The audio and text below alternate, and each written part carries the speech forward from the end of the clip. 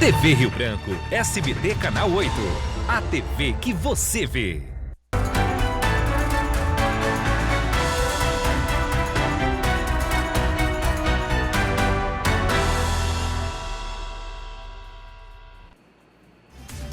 Bom dia, amigos da TV Rio Branco. Hoje é quarta-feira, aliás, terça-feira. Todas as vezes eu quero adiantar a semana, né? Eu quero diminuir a semana. Hoje é terça-feira, 24 de agosto. Hoje é um dia simbólico, né, para muita gente. Para quem gosta de história, né? 24 de agosto de 2021. Eu vou começar o programa de hoje, RB Notícias, sempre ao vivo, aqui pela sua TV Rio Branco, canal 8.1 SBT, falando sobre o projeto, né, o programa Viver Ciência. Eu vou entrevistar o professor Aires Pergentino, ele é o coordenador do Viver Ciência, né, a Mostra Viver Ciência, e representa aqui o Departamento de Inovação da Secretaria Estadual de Educação.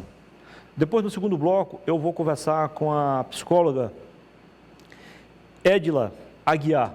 Ela tem um estudo feito de forma bem profunda, né, sobre os policiais. Vamos ver a importância de tudo isso, de que forma isso pode melhorar a qualidade dos serviços prestados pelos nossos policiais e de que forma a população, a sociedade de modo geral, pode ser beneficiada. E aí, no último bloco, eu converso com o Wellington Freire, professor de matemática, mas dá aula de história. Ele vai explicar para a gente por que isso. Lá em Jordão. E nas horas vagas ele também escreve. Já escreveu 2 livros. Um deles nós vamos apresentar aqui e falar um pouco sobre esta obra literária. Agora, com o apoio do Arasuper, do Aramix e também da Clínica e Laboratório Dr. Lúcio Brasil, tenho o prazer de conversar então com o professor Aires Pergentino. Seja bem-vindo. Obrigado. Prazer recebê-lo mais uma vez aqui no programa. Obrigado, Muniz. Sempre uma satisfação. Tudo certo, então, para mais uma etapa do Viver Ciência? Exatamente. Podemos chamar de etapa? Ou mais uma fase? É, né? Mais uma edição. Mais uma edição, pronto. Exatamente. Cada ano nós realizamos uma edição, né? Essa já é a 7ª edição. 7ª edição. Né? Desde a SBPC, que veio para o Acre. Ininterrupto. Exatamente, interrupto. Mesmo com pandemia, ano passado. Ano passado mesmo, com todas as dificuldades, nós fizemos de forma remota, virtual. Chegamos até as escolas, desenvolvemos. Valeu a pena? Nossa, muito. Nós tivemos uma participação muito grande das nossas instituições, as nossas escolas participaram em peso, né? Tivemos que mudar o formato devido à questão de ser exatamente em um formato remoto, né? Então, nós mudamos porque nós realizávamos as atividades de forma presencial. Então, nós tivemos que modificar um pouco o formato e ficou muito divertido, porque nós trabalhamos uma espécie de competição entre as escolas. Cada escola tinha que montar a sua equipe e eles competiam com relação ao conhecimento, porque sempre o pano de fundo da Viver Ciência sempre foi o conhecimento. Né? Até o próprio nome do evento já diz, viver ciência, viver conhecimento. Né? O ciência está no singular, inclusive, para dar esse sentido de conhecimento. Né? Então, nós interagimos muito com as equipes, com as instituições de ensino. Né? Nós tivemos a participação de 84 escolas ano passado, até Jordão participou, né? Santa Rosa participou. Então, nós tivemos uma participação grande das nossas escolas do estado inteiro.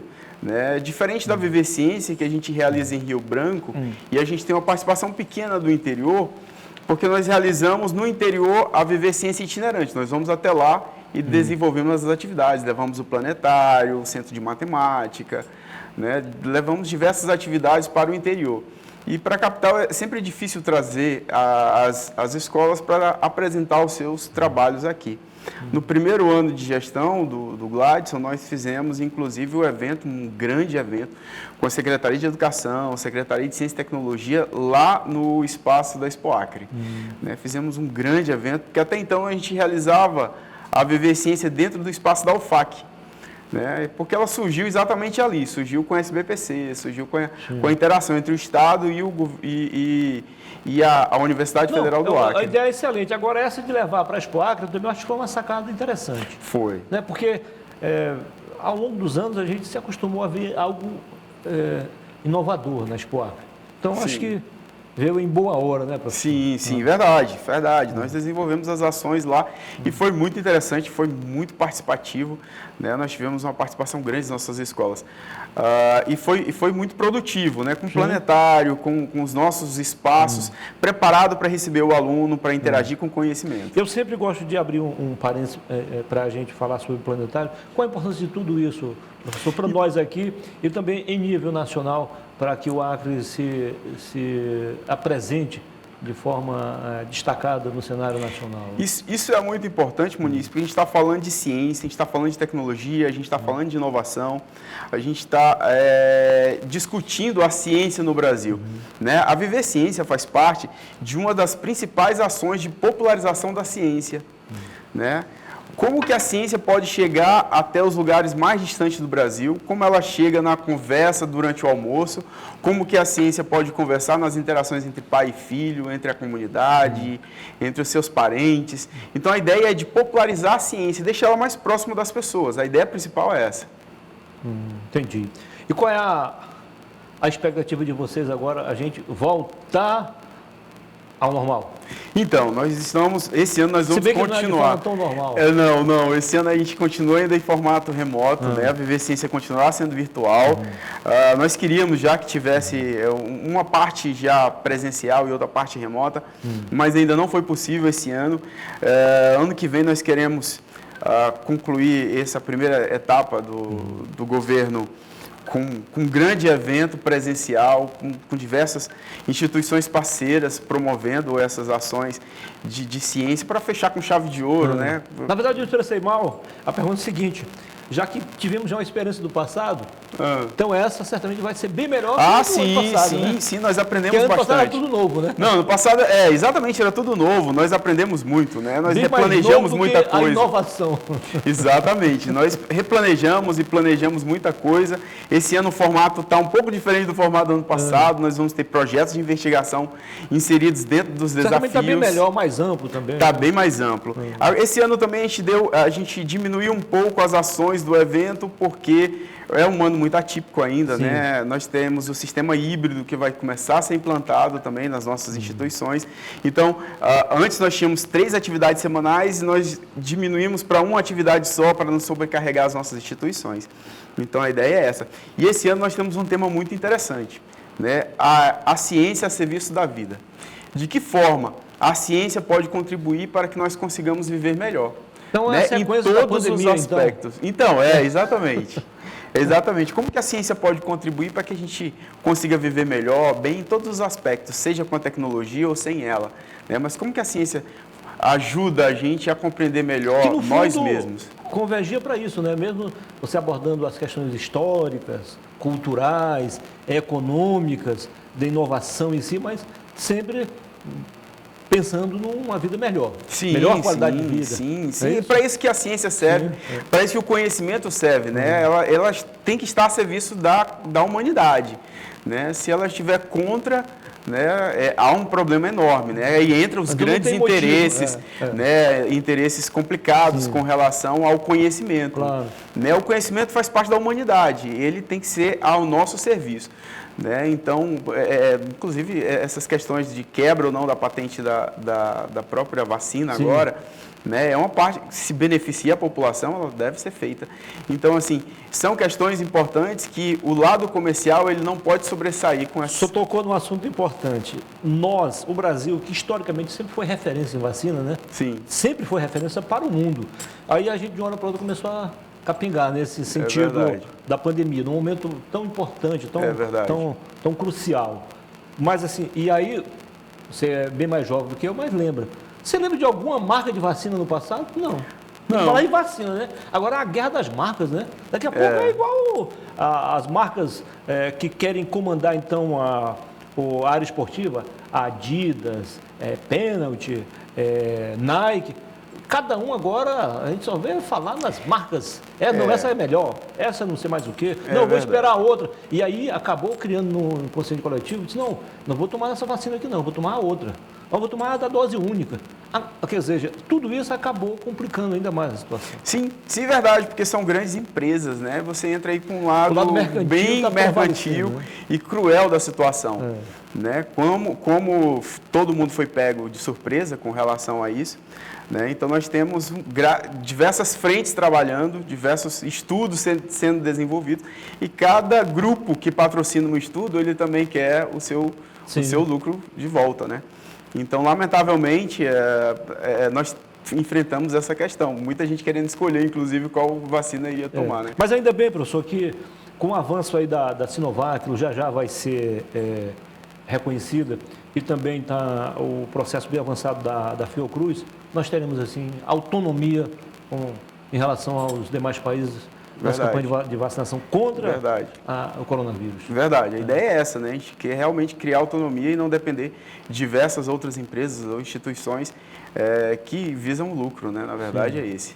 Com certeza. Né? E essa é uma das discussões que nós vamos fazer dentro do evento, né? Com as nossas oficinas, com as nossas palestras, né? A ideia é que cada semana nós tenhamos uma área do conhecimento a ser discutida, ciência da natureza, matemática, ciências humanas, linguagens. Então nós vamos discutir com os nossos alunos exatamente o que está acontecendo no mundo hoje.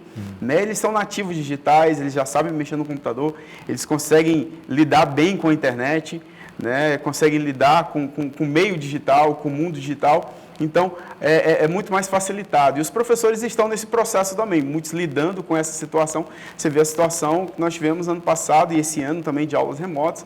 O professor, muitas vezes, não é muito o caminho dele ou o campo dele, principalmente de gerações passadas, né? Então, teve dificuldade também de se reorganizar e se reestruturar para poder trabalhar nessa perspectiva do ensino remoto. Tá. Fazer uma pequena observação aqui, o senhor fica à vontade para me corrigir se eu estiver errado ou não. Eu imagino, a cada ano, a cada edição, você perde alguns alunos que estão estourando o segundo grau, perde a experiência desses alunos, mas, ao mesmo tempo, ganha a experiência de outros novos que estão chegando, né? Esse ciclo, não é isso? Mas, de certa forma, isso não é tão real, porque, assim, como nós temos, o evento, ele se estende também para a universidade, né? Nós temos também... Mas eu digo do ponto de vista do ensino secundário. Do ponto de vista do conhecimento pessoal do aluno, sim, né? Porque nós encontramos muitos talentos. E novos, inclusive, muitos alunos bons, alunos que gostam de interagir com conhecimento mesmo. Nós encontramos vários alunos dessa natureza e, às vezes, eles estão no terceira série do ensino médio ou no nono ano do ensino fundamental, né? E eles vão seguir. Né? Mas, assim, a ideia com a Viver Ciência é que esse menino também possa deixar um legado na escola, né? Para os demais, de aprendizado, de experiência, né? E essa é a principal ideia do evento, inclusive. Sem menosprezar escolas e ao mesmo tempo sem querer, digamos assim, puxar a brasa para a sardinha de algumas, mas a gente vê assim, iniciativas das escolas que, acredito, deixam vocês ainda mais esperançosos, ainda mais orgulhosos, né, professor? Inclusive, escolas que até então não eram conhecidas, na periferia de Rio Branco. Sim. Não é isso? Sim, no ano passado, por exemplo, nós tivemos uma participação grande do Acre inteiro e nós tivemos alguns vencedores, né? Nós tivemos na categoria do ensino médio e do ensino fundamental, nós tivemos 3 vencedores, né? Primeiro, segundo e terceiro lugar. No ensino médio, nós tivemos a escola vencedora, foi a de Brasileia. Olha, o interior. Né? O Dilon Pratagi é o nome da escola. Lá em Brasileia foi a vencedora da categoria do ensino médio. Ela venceu acima de escolas da capital, né? Porque a gente, às vezes, ainda pensa que existem algumas... há um preconceito ainda de achar que o ensino é menor no interior do estado. O ensino né? Ele é padrão. Exatamente. Então, a gente quebra algumas barreiras também, alguns preconceitos, e a gente entende que quando a escola quer, quando há um projeto bom, político da escola realmente de aprendizado, independente onde ele esteja, a coisa acontece. Né? Eu fiz uma visita há mais ou menos uns 2 anos à professora Cláudia, que hoje ela comanda o Pronatec, ela no IEPTEC. Sei. E à época ela estava no comando da escola Boa União, lá no meio da região da Sobral. Sim, conheço. E eu vi ali um comportamento totalmente diferente dos alunos do que eu imaginava. Ou seja, os investimentos do poder público do governo do Acre estão surtindo efeitos positivos porque desperta nesse público algo de positivo. Eles estão pegando essa chance, essa oportunidade com unhas e dentes. Sim, isso é muito bom, né, professor? Sim, verdade. E isso é uma ação. São ações políticas começadas pelo professor Mauro, né, o professor Mauro Sérgio. A professora Socorro Nery está comandando a secretaria agora, avançando mais ainda nas ações e políticas para a educação, com o apoio do governador. Né? Nós temos avançado bastante com relação a isso. Limitações nós vamos encontrar sempre, principalmente em todos os campos, principalmente quando a gente está falando de ensino remoto, a gente está falando de internet, a gente está falando de acesso aos meios de comunicação, principalmente com relação à tecnologia. Então, assim, nós temos alguns entraves que, como eu falei, a pandemia nos pegou de surpresa, que estamos gatinhando nesse processo. Esperamos que a gente ainda consiga avançar mais. Como eu estou falando, com relação à tecnologia, com relação ao menino ter o computador, ter acesso à pesquisa e estar interagindo com o mundo como um todo. O que conta mais aí, professor, nesse processo para que uma escola possa se destacar? O interesse dos alunos, a didática dos professores, o incentivo da direção, o que conta mais em tudo isso? O que conta mais é o equilíbrio, né? O que conta mais é o equilíbrio. As duas coisas elas são importantes, né?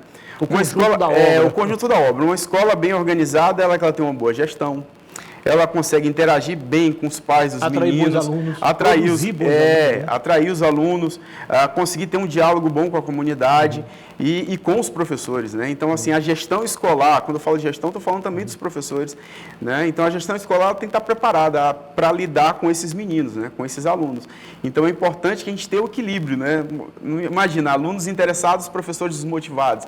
A gente não consegue, né? Se a gente conseguir o equilíbrio de alunos motivados, professores também, a gente consegue avançar melhor, né? Porque a gente, quando está motivado, a gente faz as coisas. Sim. Na Viver Ciência, a gente trabalha muito com essa perspectiva, né? De você levar aquilo que mais interessa o menino.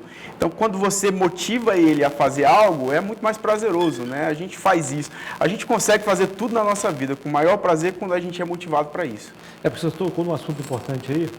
O senhor resgatou o trabalho do professor Mauro, destacou o atual trabalho da professora Socorro Nery, que está fazendo, já é um dos destaques da equipe do governador, o próprio empenho do governador e de toda a equipe, mas nada disso teria sentido se os alunos e os professores também não encorpassem também essa ideia, essa luta. Exatamente, né? Porque quem está lá na ponta, quem é o nosso principal ator do processo, o maior protagonista da educação é o aluno, né? Nós todos estamos trabalhando em prol dele, né? Nós trabalhamos para ele, para o aprendizado dele, é o produto final.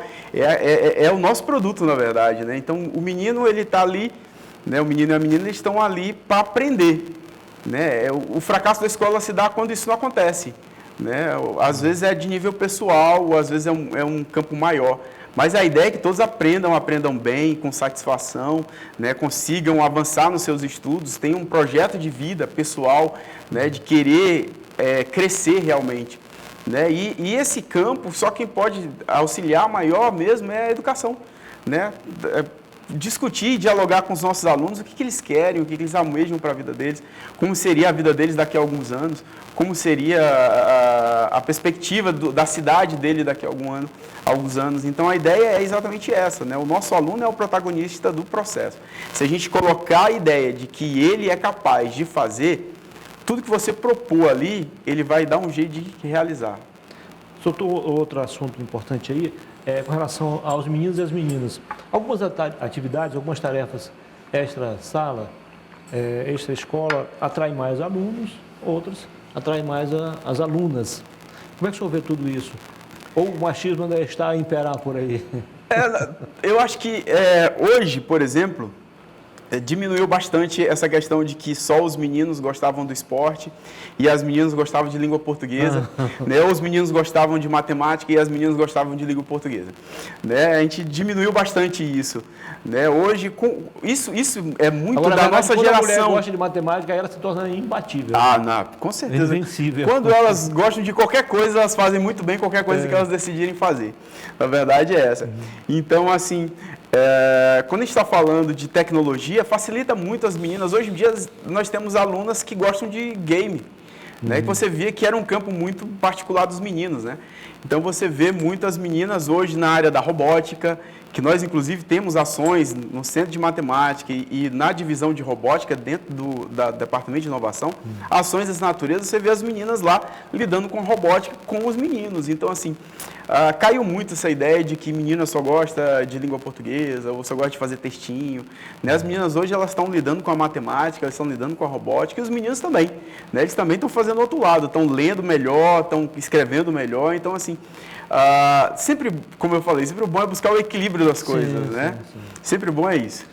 Por falar nisso, nós entramos de vez nesse campo da robótica? Ano passado nós trabalhamos a Viver Ciência, o tema era exatamente relacionado à inteligência artificial. Né? É inevitável, nós entramos no campo da robótica, é inevitável, né?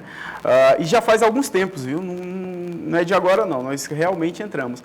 Lógico que nós temos, o Acre é quase continental, né? Porque a gente tem você tem lugares ali que você, para chegar ao acesso à tecnologia e à informação é muito mais complicado e mais difícil. Olha um exemplo aqui, nós estamos mais próximos da capital de Rondônia do que de Cruzeiro do Sul. Olha só. A segunda maior cidade nossa. É verdade, é verdade. Então, assim, eu acho que realmente a tecnologia, a robótica, a nanotecnologia, né, os cyberespaços, né, é muito nativo dessa... Isso está muito associado, não está? Sim, está tudo associado, que é a cultura digital, né? Como um todo, né? Nós temos hoje, os nossos alunos lidam muito melhor do que isso, do que nós, com isso é interessante, que você dá um tablet, um celular, algo, ele consegue fazer muita coisa. Hoje, se você entregar para o seu pai um tablet, ele vai simplesmente... Não vai conseguir nem ligar. Não vai, né? E se ligar, não vai conseguir desligar. Professor, o senhor tocou no outro assunto aí, o senhor falou inteligência artificial. Isso. Eu sei que a pergunta a seguir pode extrapolar um pouco seus limites, a gente vai entrar um pouco mais na área da psicologia, que daqui a pouco eu vou conversar com a psicóloga. Certo. E até que ponto a inteligência emocional serve para fortalecer essa outra inteligência artificial e as duas se integrando? O ideal é a integração, né? O ideal é a integração. A inteligência artificial, ela, como eu falei, ela está vindo para ficar realmente, né? É mais cômodo, porque ela facilita tarefas, né? Então, você tem, por exemplo... diversos assistentes virtuais, por exemplo, lá no iPhone você tem a Siri, você tem o Google, você tem Alexa, né, que hoje está muito comum, né, que é da Amazon. Então você tem hoje facilidades para... Isso sem falar nos outros nomes artificiais que os bancos criam. Exatamente. Cada um cria da energia. Cada um cria o seu campo de inteligência. Mas, na verdade, todos eles convergem para a mesma coisa. Sim. Facilitar as nossas tarefas do dia a dia. Né? Deixa a gente um pouco acomodado, lógico. Né? Imagina que hoje você pode trocar o canal da televisão com o comando de voz.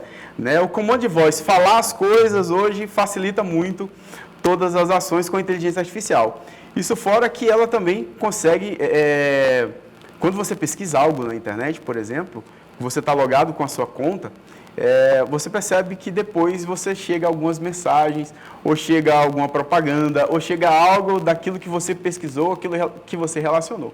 Como se alguém estivesse te perseguindo, né? Só para exemplificar melhor o que o senhor está falando. Se quiséssemos, eu estaria em minha casa, eu sou na sua ou lá na secretaria, e os dois estávamos aqui ao mesmo tempo. Exatamente. No canal da televisão. Exatamente. Então, a inteligência artificial... Graças à tecnologia, né? Exatamente, graças à tecnologia. E, assim, a perspectiva para o futuro é muito maior, né? Muito maior mesmo. Nós estamos dando hoje um salto muito grande com relação à tecnologia. É também a minha área de estudo, que eu sou mestre em ensino de ciências e matemática. Então, a minha área de estudo é exatamente também a questão da tecnologia, do mundo digital, dos meios digitais. Né? Lógico que a inteligência emocional ela influencia em todas essas questões. Sem ela não chega. Sem ela a gente não consegue. Professor, foi um prazer recebê-lo aqui, parabéns pelo trabalho. Vamos torcer para que o Viver Ciência 2021, né, 7ª edição. 7ª edição. Que começa dia 10 de setembro e vai até o dia 29 de outubro. Isso. Até 29 de outubro. Obtenha também sucesso. Eu que agradeço. É importante que as instituições de ensino, as nossas escolas, elas consigam fazer as inscrições para participar do evento. Né? Para participar do evento, a escola precisa inscrever a sua equipe. Né? E a equipe é formada por 6 alunos no ensino médio, a categoria de ensino médio, e 8 alunos na categoria de ensino fundamental, anos finais. Então, vocês podem ir até o site, a instituição pode ir até o site é www.mostravivesciencia.com, certo? E lá no site você vai inscrever a sua equipe, tá? A inscrição vai até agora, final do mês de agosto, porque o evento já inicia agora, 10 de setembro. Muito então, bem. dia 31 de agosto, a gente já encerra as inscrições. Um abraço à professora Raquel. Raquel, exatamente. Lá do Departamento de Inovação. Para a nossa secretária de Educação, professora Socorro Neto. Foi um prazer. Obrigado, eu que agradeço. Depois do intervalo, eu volto para conversar com a professora Edila Aguiar, psicóloga. Ela fez um estudo recente com policiais militares e é sobre isso que a gente vai falar daqui a pouquinho, ao vivo, para você. Agora são 11h25. Até já.